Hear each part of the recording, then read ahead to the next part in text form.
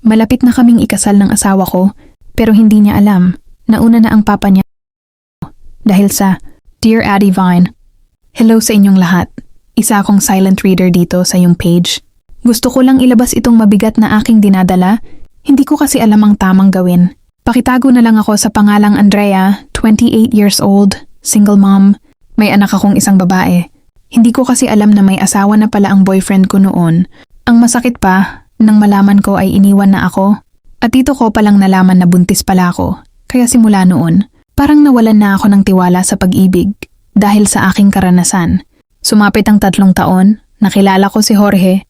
Pinaramdam niyang muli sa akin kung paano umibig. Higit sa lahat ang magtiwala, tinanggap niya ako kung sino ako, pati ang nakaraan ko. Never niyang inungkat ang pangyayari sa aking nakaraan.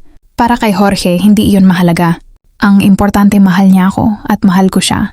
Muli akong nagmahal at nagtiwala, lalo na't tinutulungan niya ako sa mga pangangailangan ng anak ko. Kaya nang sinabi niya na gusto na niya akong pakasalan, sobrang saya ko. Halos napaiyak ako sa saya. Sa wakas, magiging mag-asawa na talaga kami. Sabi ni Jorge bago kami ikasal, kailangan muna niya akong dalhin sa probinsya nila upang ipakilala sa kanyang mga magulang. Wala naman naging problema sa akin iyon. Umuwi kami sa probinsya ni Jorge.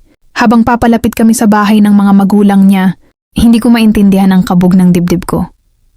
Parang kaba na may takot. Tama nga ang aking pakiramdam dahil ang kaba na aking nararamdaman ay totoo.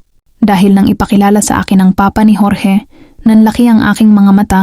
Hindi ko alam kung ano ang gagawin at mararamdaman ko dahil ang papa ni Jorge ay ang papa ng aking anak. Pormal akong nagpakilala at halata ko sa mukha ng papa ni Georgie na nakilala niya ako at napatingin pa ito sa aking anak. Ngunit mas ginalingan kong magpanggap na wala lang kahit na gusto ko nang sabihin sa anak ko ang totoo na nakaharap na niya ang papa niya, pero alam ko na hindi pwede yon.